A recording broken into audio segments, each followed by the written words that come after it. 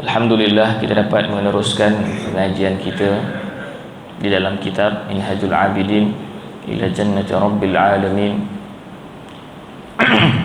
karangan Al-Imam Al-Ghazali rahimahullah. Kita masih lagi berada di dalam muqaddimah kitab bagaimana Al-Imam Al-Ghazali rahimahullah memberikan gambaran umum kitab ini, apa yang mendorongnya untuk menulis kitab ini. Jadi untuk kita ingat semula dorongannya untuk menulis kitab ini supaya kitab ini mudah difahami oleh kesemua orang. Ini kerana karangannya Ihya Ulumuddin adalah karangan yang besar, tidak semua boleh sesuai membacanya. Jadi beliau menghimpunkan apa yang ada di dalam pengetahuan, pengalaman, ilmunya, dan minta Allah Ta'ala tunjukkan jalan untuk menulis satu kitab yang ringkas yang boleh difahami oleh semua, iaitulah kitab ini. Ini adalah kitab yang terakhir ditulis oleh Al-Imam Al-Ghazali dalam hayat beliau, ya, rahimahullah. Jadi sebelum ini beliau ada menyebut seseorang itu nak bertemu Allah Subhanahu Wa Ta'ala atau nak masuk ke syurga Allah Ta'ala perlu melalui beberapa aqabah. Aqabah ini kita katakan ibarat stesen. Kita sudah baca di dalam muqaddimah ini 3 aqabah, ya, iaitu aqabah stesen yang pertama, stesen ilmu dan ma'rifah. Dia kena kenal, dia kena tahu. Kemudian dah kenal, dah tahu, dia masuk stesen yang kedua.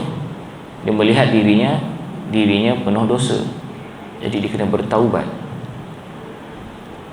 Bila dah bertaubat, kita pun dah sebut taubat secara umum.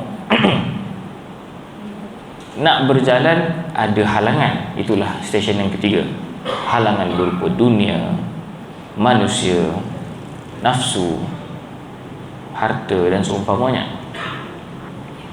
Kemudian itulah 3 aqabah. Setelah dah diberikan tips-tips secara umum untuk mengharungi halangan tersebut, ada pula di sana gangguan. Ini kita masuk gangguan pula, ya. Gangguan ini kita dah masuk, kita dah lepas gangguan, ya, tak silap, kita dah lepas gangguan. Itulah rezeki, bahaya, kesusahan dan musibah. Itu yang keempat. Setelah gangguan-gangguan itu diharungi, masuklah kita ke dalam aqabah yang kelima. Maknanya apabila dia dah melepasi stesen halangan, dia juga sudah melepasi distraction, gangguan, di sana dia masuk ke dalam satu stesen yang baru, iaitu stesen yang kelima. Dikatakan, dinamakan aqabatul bawa'ith. Bawa'ith ini adalah pendorong. Kalau di dalam kitab ini boleh buka muka surat 12 yang terjemahannya, buka muka surat 12. Kita masuk di dalam aqabah pembangkit, iaitu pendorong.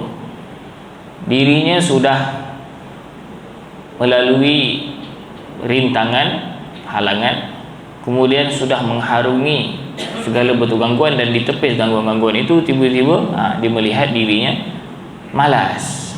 Kita akan bacalah, ya. Kita akan baca insya-Allah. Qala al-muallif rahimahullahu ta'ala wa nafa'ana bihi wa bi'ulumihi fid darain. Amin.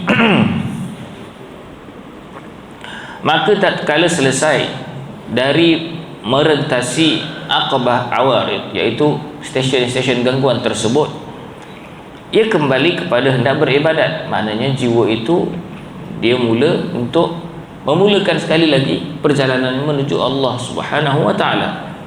Maka ditiliknya, kita dah sebut sebelumnya, ditiliknya itu adalah maksud diperhatikan. Jadi kita pun sebut sebelum ini, perjalanan menuju Allah Ta'ala perlu diperhatikan, perlu dibayangkan, perlu diniatkan. Dia bukan tiba-tiba je jadi, tidak.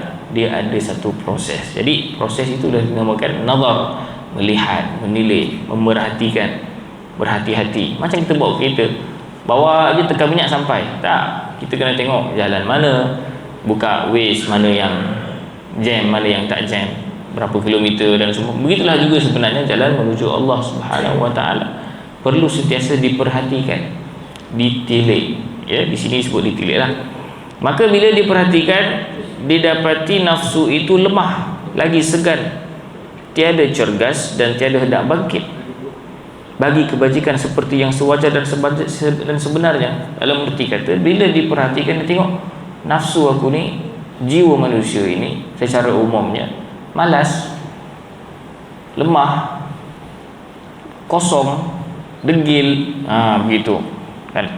Hanya sesungguhnya kecenderungannya selama-lamanya kepada kelalaian, kesenangan, bermain-main dan bersisia. Ini kerana nafsu ini adalah, kita sebut, boleh kata jiwa manusia. Apabila dilahirkan, jiwa kita ini cenderung kepada keselesaan, kelalaian kan. Jadi di sana kena ada panduan, kena ada satu pemandu yang boleh pandu dia, kerana kecenderungannya begitu. Bahkan bukan sekadar kelalaian dan kesenangan, tetapi dia cenderung untuk buat keburukan dan kejahatan, ya. Remeh-temeh, cubaan, musibah dan kejahilan, itu adalah satu bentuk fenomena nafsu. Dan maka dia perlu kepada pemandu. Maka di sini berkehendak sertanya kepada yang memandunya kepada kebaikan dan ketaatan, dan menjadikannya rajin pada kebaikan dan ketaatan tersebut. Serta pemandu itu membawa kepada kebaikan dan ketaatan dan menghalang daripada kemungkaran, ya, menghalang daripada sebarang kejahatan dan maksiat. Jadi pemandu itu tujuannya menolak dia untuk buat kebaikan dan menarik dia daripada melakukan kejahatan. Dan yang melemahkannya daripada dua perkara itu, iaitu itulah raja dan khauf. Maknanya yang boleh membantu, memandu, yang boleh memandu jiwa itu untuk kebaikan dan menarik dia daripada kemungkaran, iaitulah kita kata ar-raja wal khauf ataupun al-khauf wal raja. Raja adalah pengharapan, khauf adalah kegerunan, ketakutan. Jadi beliau menyebut, maka harap itu, apakah maksud pengharapan itu? Pengharapan itu diharapkan beliau melihat besarnya pahala ganjaran daripada Allah Subhanahu wa taala dan besarnya janji daripada Allah Subhanahu wa taala daripada berbagai karamah. Maksud karamah ke sini kepemurahan, ya. Bukannya nak dapat karamah wali dan seumpamanya, kerana karamah wali tidak diminta tetapi diberi. Dan sesiapa yang meminta karamah wali, maka takut-takut dia itu terjatuh di dalam kancah-kancah kemusnahan, kerana menjadikan karamah itu sebagai niat, bukan Tuhan itu sebagai niat. Jadi karamah di sini bermaksud sebarang bentuk kepemurahan, sebarang bentuk kemuliaan yang Allah kurniakan di sebalik ibadah tersebut. Okey. Dan engkau sebutkan padanya yang demikian itu, maknanya engkau sebutkan pada nafsu itu. Kau bagi tahu Allah Subhanahu wa taala apabila menyuruhmu untuk melakukan 1 2 3, maka sebenarnya di sebalik itu ada ganjaran, ada nilai. Jadi jiwa akan terbuka untuk terdorong untuk melihat syurga, terdorong untuk melihat pahala yang besar, pahala yang banyak. Yang demikian itulah yang memandunya. Maka dibangkitkannya untuk mengerjakan ketaatan dan menggerakkannya ke arah yang demikian itu serta merajinkannya. Ini bahasa lama lah boleh kata, ataupun bahasa terjemah secara satu persatu.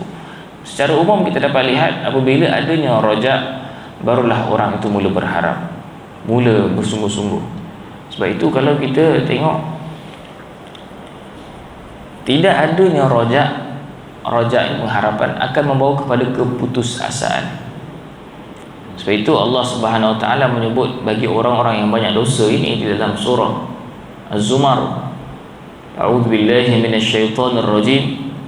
Qul ya ibadiyalladzina asrafu ala anfusihim la taqnatu min rahmatillah. Katakanlah wahai Muhammad, wahai hamba-hambaku hamba-hambaku, yakni hamba-hamba Allah Ta'ala yang melampaui batas ke atas dirinya sendiri. Janganlah engkau sekali-kali rasa putus asa daripada rahmat Allah Ta'ala. Kenapa? Allah menghapuskan semua dosa-dosanya. Innallaha yaghfiru dzunuba jami'a. Jadi orang yang banyak dosa ini, dia perlu lebih kepada roja. Maknanya supaya dosanya tidak menenggelamkannya daripada rahmat Allah, daripada melihat rahmat Allah. Tenggelam dalam dosa ini, tuan-tuan, dia seolah-olah tenggelam di dalam satu lubang yang besar, yang dalam. Jadi rojak itu apa? Rojak itu cahaya. Oh, di sana ada cahaya, aku boleh selamat lagi ni, boleh daki lagi ni. Tapi bila tidak ada rojak, tertutup, gelap, tak ada harapan. Dah halang aku jadi jahat, baik aku jadi paling jahat. Itu orang yang tidak ada rojak, tidak ada pengharapan. Sebab itu dalam hadis Nabi SAW menyebutkan, au kama qala alaihi salatu wassalam, Allah akan sentiasa menerima taubat hamba-Nya selagi mana dia bertaubat. Kemudian bilakah Allah tak terima taubat? Apabila hamba itu berputus asa. Dah putus asa baru maknanya engkau dah putus harap kepada aku. Tak ada apa-apa dah kalau begitu. Hilanglah dia punya keterikatannya. Jadi roja adalah dorongan hati untuk melihat rahmat Allah Ta'ala di sebalik ketaatan-ketaatan tersebut. Kemudian kita masuk takut, khauf, iaitu takut daripada kepedihan seksa Allah dan kepayahan yang dijanjikan daripada pelbagai seksa dan kehinaan. Maknanya kita tahu di sebalik maksiat, di sebalik keburukan, kemungkaran itu ada suatu balasan. Jadi jiwa ini tidak melihat perbuatan-perbuatan itu secara sendiri, tetapi jiwa itu mula melihat perbuatan itu secara satu package. Di sebalik perbuatan tersebut ada kesan, ada benda di sebalik amalan-amalan tersebut. Dia tidak melihat solat itu sebagai pergerakan, dia mula melihat solat itu sebagai pelaburan, sebagai satu bentuk harga yang perlu dibayar untuk ke syurga. Dia melihat kesabaran itu sebagai pintu-pintu syurga. Dia tidak melihat kesabaran itu sebagai menanggung beban. Kan beza tu kan. Kita solat, kenapa kena solat? Sebab kena solat. Jiwa masa habis tu takkanlah aku buat 2 rakaat pagi, 4 rakaat tengah hari, petang, malam, kemudian ada maghrib dan seumpamanya. Jiwa yang biasanya tidak terdidik ini, dia melihat perkara itu kosong. Jadi perlunya ada roja menunjukkan sebenarnya di sebalik solat itu adanya syurga, adanya hisab yang mudah, dan adanya kemudahan-kemudahan dan seumpamanya. Barulah adanya dorongan-dorongan untuk melakukan sebarang bentuk ketaatan, ya, ketaatan yang dilakukan. Demikianlah juga di sebalik kemaksiatan. Sebab jiwa ini suka untuk buat perkara-perkara buruk. Jadi perlu dilihatkan perkara buruk ini dengan package balasan. Barulah jiwa boleh terdorong untuk meninggalkan perkara itu, walaupun perkara itu dia suka.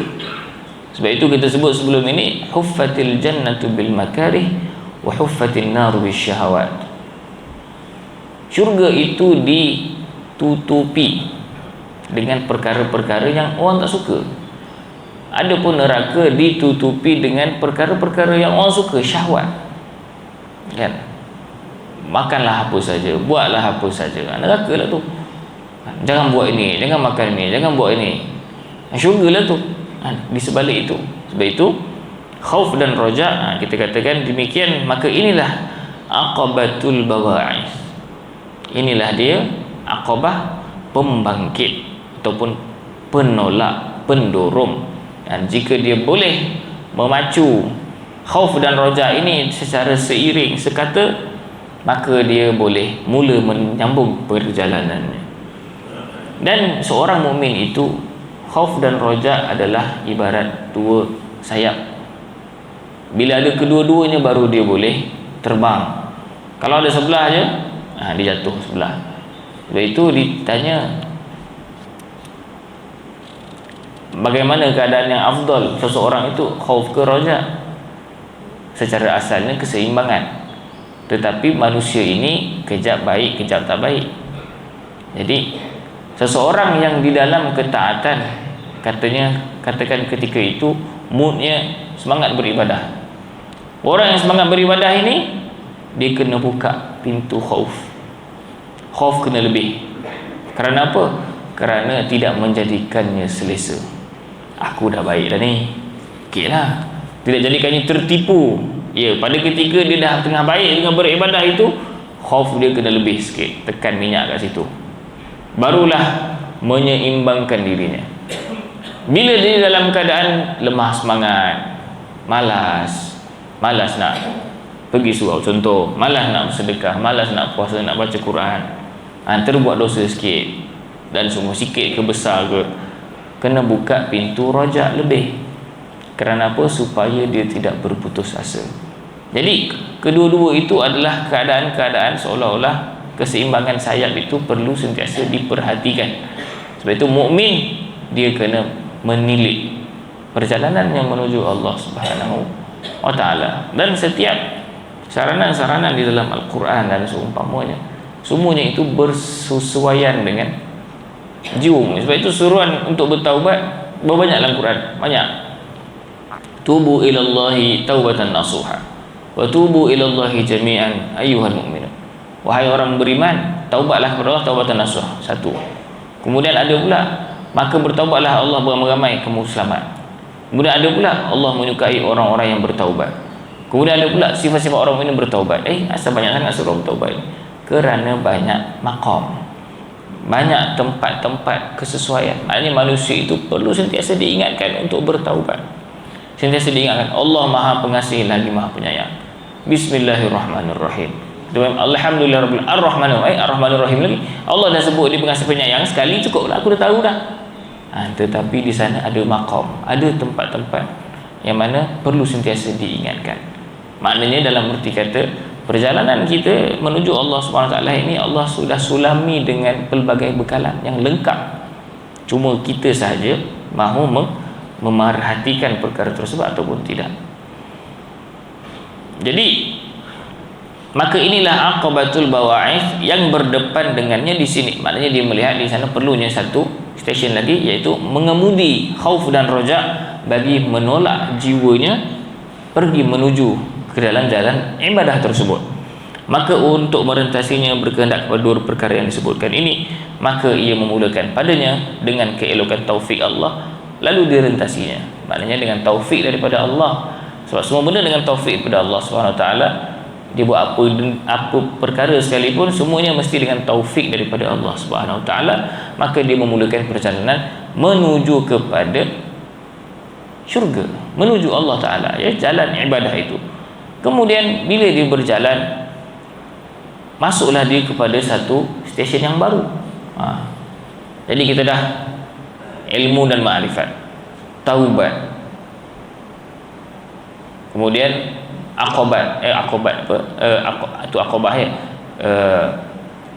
penghalang-penghalang, kemudian gangguan, kemudian pembangkit dan pemandu.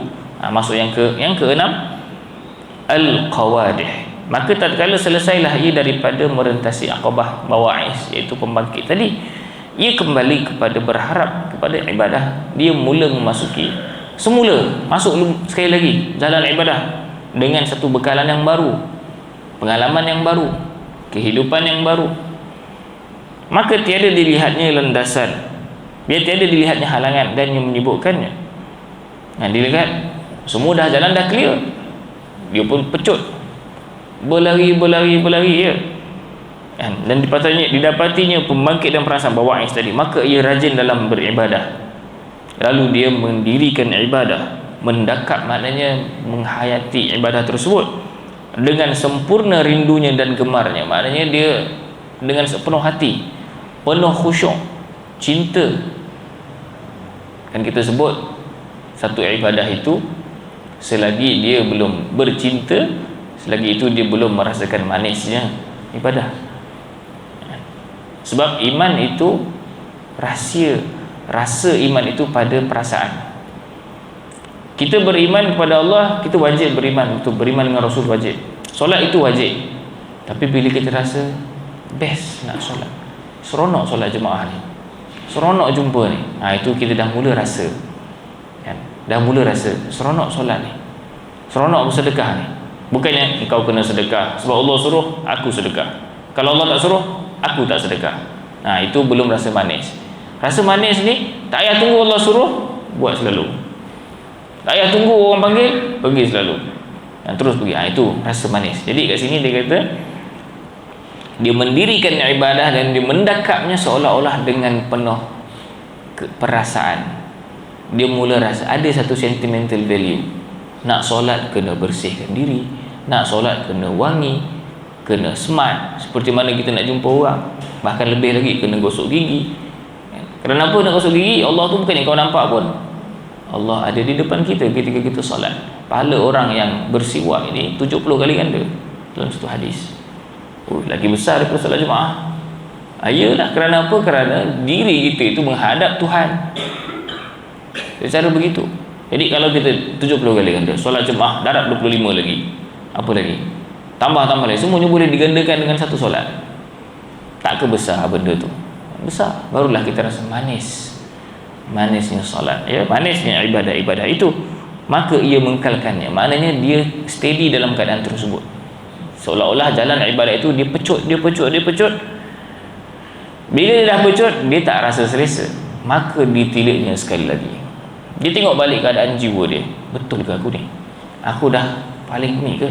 Tiba-tiba nyata bagi ibadat ini, yang ia bersungguh-sungguh padanya dan yang ia menanggung segala kepayahan ini, ada dua kebinasaan yang amat besar. Ada lagi rupanya. Ingatkan aku dah lepas dunia, dah lepas nafsu, sentiasa memandu. Rupanya ada lagi. Tak habis ujian itu, ya. Ada penyakit yang boleh merosakkan segala amalan-amalan itu. Apa dia? Iaitulah riya dan ujub. Riya ini menunjuk-nunjuk ke orang. Ujub ini rasa diri sendiri hebat. Ya. Sesekali ia memperlihatkan dengan ketaatannya kepada manusia. Maknanya kadang-kadang dia solat lebih, manusia nampak. Dia tunjuk saja, nak tunjuk supaya dia dikenali sebagai ahli ibadah. Itu riya. Ya. Dan perkara tersebut, perbuatan menunjuk itu merosakkan amalannya. Kadang-kadang ditunjuk ke orang ibadah itu, maka itu rosakkan amalan dia. Dan kadang-kadang dia tak tunjuk ke orang, ya. Dan yang kali yang lainnya ia menegahkan yang demikian itu dan mencela dirinya. Maknanya dia duduk seorang-seorang, kemudian dia muhasabah, dia cela diri aku ni. Tengah-tengah dia cela, bagus juga aku ni. Ada perasaan rasa bagus, ya. Yarhamkallah, ya. Mencela dirinya, maka dia kagum dengan dirinya. Ketika dia rasa ujub, ia menggugurkan ibadatnya dan membinasakannya. Hilang semula, kan? Kenapa hilang? Kerana menyandarkan ibadah kepada dirinya, bukan kepada taufik Allah Subhanahu wa taala. Sebab itu apa-apa benda sekalipun, jangan letakkan diri kita lah aku. Kan? Ini kerana kemuncak ibadah dia tidak melihat dirinya. Dia melihat dirinya hanyalah jiwa yang diberikan taufik. Itu sahaja. Tanpa taufik Allah Ta'ala, dirinya akan hancur, musnah dan seumpamanya. Kalau dia banyak beribadah tetapi hanya membesarkan jiwanya yang mendakwa tengok aku qiyamul lail, tengok aku sedekah, tengok aku pergi masjid, tengok aku baca Quran, kan aku yang buat semua ni, habis semua. Kerana menisbahkan kebaikan, ketaatan kepada dirinya tanpa dia sedari, walaupun dia tengah buat benda baik, kan? Hilang rasa tawadhu, hilang rasa perlu kepada Allah Ta'ala. Sebab itu orang yang, petanda orang yang diterima ini, dia akan sentiasa semakin takut. Itu petanda dia. Dia buat baik macam mana pun, makin banyak dia buat baik, makin takut. Kenapa makin takut? Kerana tilikannya makin luas. Sebab itu Nabi SAW paling banyak buat baik, Nabi paling takut sekali. Kenapa? Sebab dia paling dekat dengan Allah Ta'ala. Yang paling dekat dengan Allah Ta'ala inilah yang paling takut dengan Allah Ta'ala. Bukan yang paling dekat itu paling Allah dah jaga aku, paling mesti aku masuk syurga punya, mesti aku rasa selamat punya, dah aku paling dekat dengan Allah kan. Nah, itulah ciri-ciri orang yang ditimpa na'udzubillah di dalam kancah kebinasaan kerana dia rasa selesa. Afa aminu makrallah fala ya'manu makrallahi illa alqaumul khasirun. Adakah mereka itu rasa aman dengan perencanaan Allah? Tidaklah seseorang itu rasa aman daripada perancangan dan perencanaan Allah, melainkan dia orang yang rugi. Sebab itu apabila iblis dibuang daripada syurga, malaikat Jibril dan Mikail menghadap Tuhan, kemudian mengatakan, ya Allah, itu iblis itu. Iblis ini kira macam ketua para malaikat lah sebelum ini. Oleh kerana dia pun yang paling hebat daripada kalangan kami pun boleh tergelincir, kami ni yang maknanya merendah diri lah, kami ni yang begini, idzan lan na'mana min makrik. Demikian, kalaulah demikian, kami tidak akan rasa aman. Jadi malaikat yang tak ada nafsu tu pun, dia pun tak rasa aman. Sedangkan nafsu tak ada. Nafsu tak ada ni maknanya kehendak buat jahat tidak ada, pun rasa lebih-lebih rasa takut.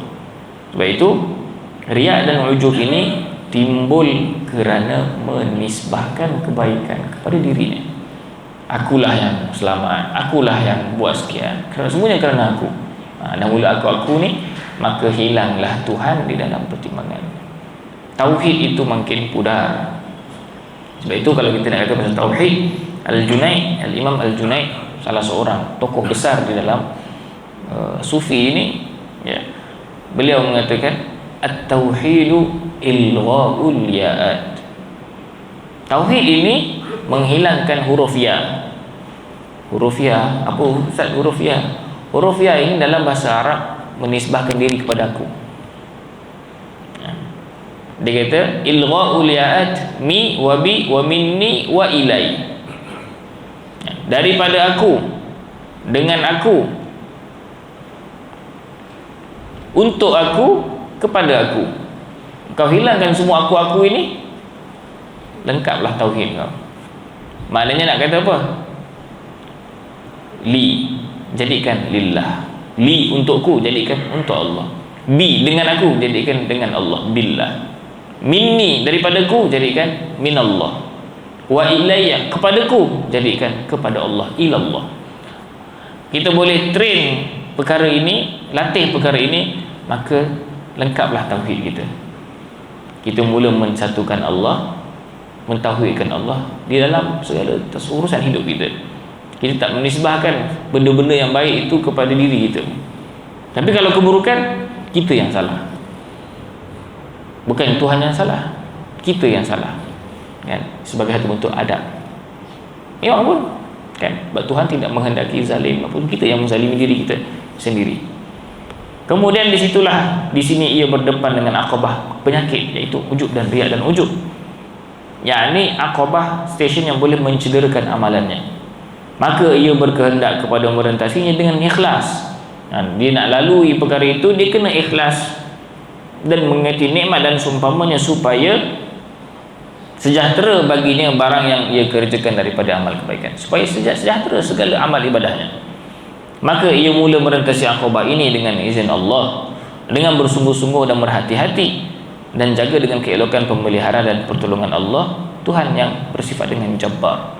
Kenapa dinamakan kat sini Tuhan bersifat dengan Jabbar? Jabbar ini bermaksud, yang pertama maksudnya yang maha pemaksa. Yang kedua yang lebih dekat dengan konteks ayat ini, dan juga kebiasaan juga orang guna, Jabbar ini bermaksud yang mencantumkan. Yang mencantumkan. Alladhi yajbarul kasra. Yang mencantumkan. Jadi mencantumkan apa? Amalan kita ini ibarat satu makhluk. Adanya riak dan ujub, dia accident. Ya. aksiden, patah tangan, patah kaki dan seumpamanya. Jadi kita perlu kepada yang mencantumkan itu al-Jabbar Allah. Allah yang akan cantumkan semula. Amalan kita ini pecah dan seumpamanya. Dengan adanya taufik daripada Allah Ta'ala, dia menghimpunkan semula. Kan? Itulah dia kenapa digunakan al-Jabbar, kerana alladhi yajburul kasrah. Dialah yang mencantumkan perkara-perkara yang pecah-pecah itu, dihimpunkan semula. Lalu tatkala ia selesai daripada sekalian akobah itu, dah lalu 6 stesen. Kita ulang balik kan, stesen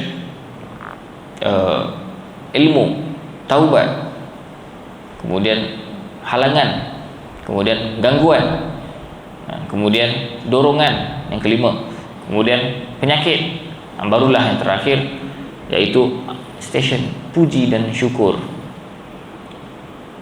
Dapatlah ia beribadat seperti barang yang dituntut dengan sebenarnya, dan sejahteralah ia daripada tiap-tiap kebinasaan. Dan maknanya dia dah selesai, ikhlas pun sudah, riak dan ujub dah tak ada dalam dia punya ni dia. Terus berjalan, nampak semua jalan clear, dia masih lagi menilai, rupanya masih lagi tak puas hati. Memang pun begitu, mukmin tak boleh rasa puas. Bukan tak boleh rasa puas dengan dunia, kena rasa cukup dengan dunia, tapi tak boleh rasa puas untuk menghadap Tuhan. Kena sentiasa menilik, melihat. Maka tiba-tiba ia tenggelam di dalam lautan nikmat Allah dan kurniaannya. Daripada banyaknya nikmat yang diberi oleh Allah kepadanya, daripada pelbagai pertolongan, taufik, pemeliharaan dan pelbagai bantuan dan penjagaan. Maknanya seolah-olah dirinya memerhatikan rahmat Allah ni banyak sangat, nikmat Allah kepada dia ni banyak sangat. Sebenarnya banyak tak? Sebenarnya banyak. Semua orang dilitupi rahmat dan nikmat Allah yang cukup banyak. Apa buktinya? Buktinya kita boleh bangun pagi ni. Itu bukti rahmat Allah. Allah bagi kita peluang bertaubat. Allah bagi kita peluang untuk bersedekah. Allah bagi kita peluang untuk membuat ketaatan. Allah masih memberi kita pilihan. Kalaulah kita tak bangun, dah tak ada pilihan. Dah tak ada pilihan, dah habis. Jadi bila setiap kali kita bangun, semua orang yang bangun tidur ini mendapat rahmat Allah Ta'ala yang lebih besar daripada, sebutlah berapa nilai jumlah yang boleh diberi. Kenapa? Kalau saya berikan salah seorang daripada tuan-tuan, nah 5,000, ambil tak? Sukalah dia kan. Okeylah, saya gandakan 50,000 dengan syarat esok awak tak hidup. Tak boleh. Tak nak ambil. Orang miskin macam mana sekalipun dia tak nak ambil duit itu, kerana hidupnya esok lebih besar nilainya daripada 50,000 yang dia akan dapat. Itu contoh nak kata betapa besarnya rahmat Allah Ta'ala. Kalau kita nampak 5,000 itu, tapi kita tak nampak yang hidup itu. Hidup itu lebih bernilai daripada segala duit-duit yang kita nampak. Lalu ia tenggelam di dalam nikmat Allah Ta'ala yang cukup banyak, ya, dengan taufik dan penjagaan. Macam mana dia nampak Allah jaga dia, Allah pandu dia, dan dia bimbang. Dah begitu pula dia sentiasa rasa tak selamat daripada lalai. Dia takut tak bersyukur. Lalu bila dia tak bersyukur, masuk di dalam lembah kekufuran pula, kufur nikmat. Maka diturunkannya, bila dah kufur nikmat, takut dia turunlah level dia, martabat yang amat tinggi, iaitu martabat khadam yang ikhlas kepada Allah. Maknanya dia martabat orang-orang yang ikhlas ni yang paling tinggi dah ini.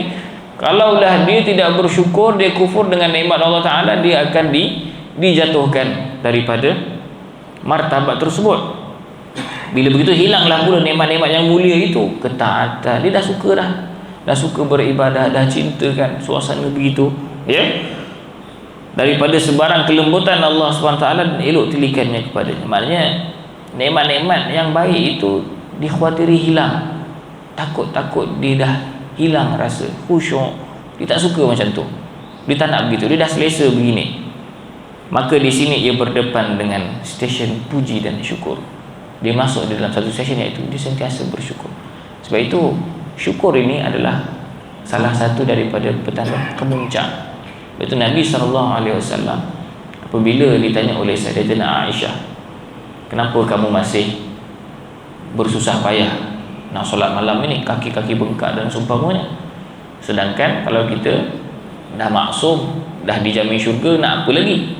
Allah dah sayang dah pun, dah jelas dah pun semua benda, nak apa lagi?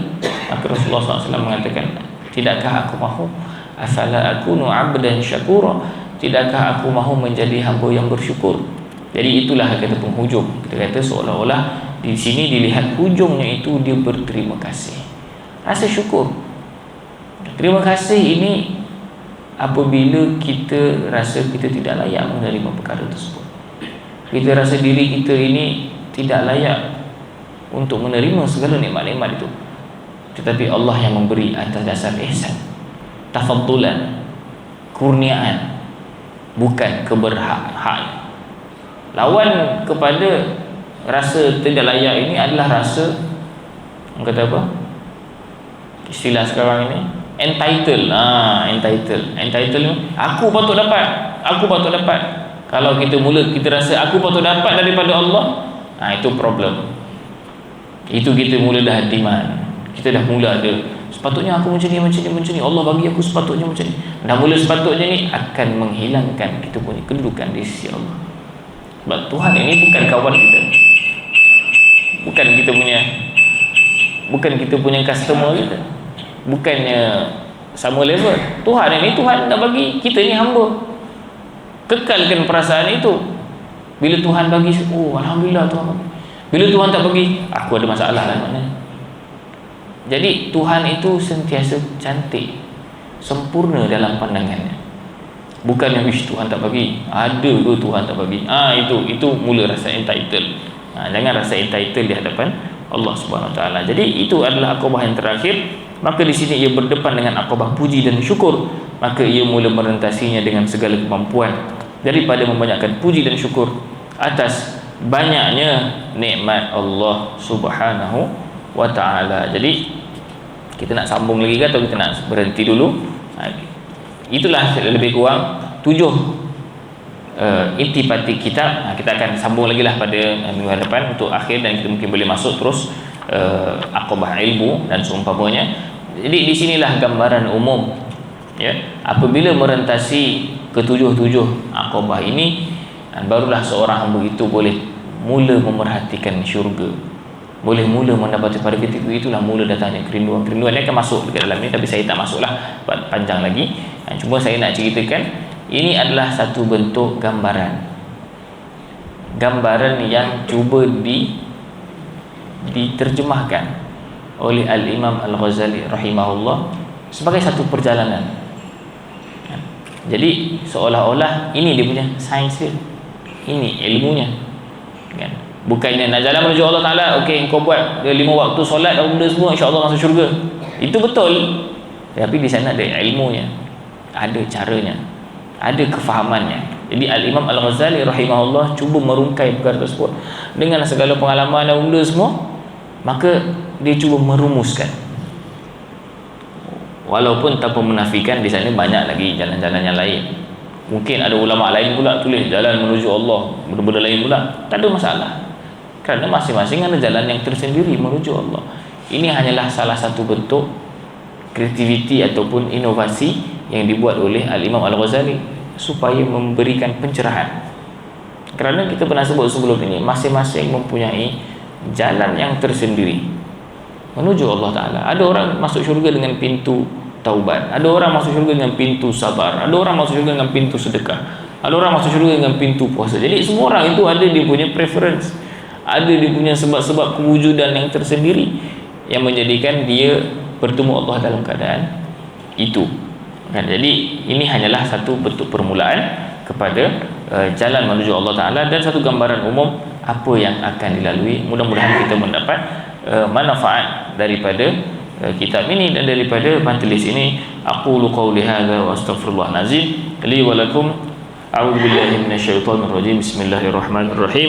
Alhamdulillahirabbil alamin wassalatu wassalamu ala sayyidina Muhammad wa ala alihi washabbihi ajma'in. Allahumma ij'al jam'ana hadza jam'an marhuma, تفرقنا من بعده تفرقا معصوما. اللهم لا تجعل فينا ولا منا شقيا ولا محروما برحمتك يا أرحم الراحمين. اللهم إنا عبيدك بنو عبيدك بنو إمائك نواصينا بيدك ماض فينا حكمك عدل فينا قضاؤك. أسألك اللهم بكل اسم هو لك سميت به نفسك أو أنزلته في كتابك أو علمته أحدا من خلقك أو استأثرت به في علم الغيب عندك أن تجعل القرآن العظيم ربيع قلوبنا ونور صدورنا وجلاء أحزاننا وذهاب همومنا وغمومنا اللهم ذكرنا منه ما نسينا وعلمنا منه ما جهلنا وارزقنا تلاوته آناء الليل وأطراف النهار واجعله لنا حجة يا رب العالمين وصلى الله على سيدنا محمد وعلى آله وصحبه أجمعين والحمد لله رب العالمين تقبل الله منكم. Sekian yang baik datang daripada Allah SWT, yang salah saya minta maaf. Assalamualaikum warahmatullahi wabarakatuh.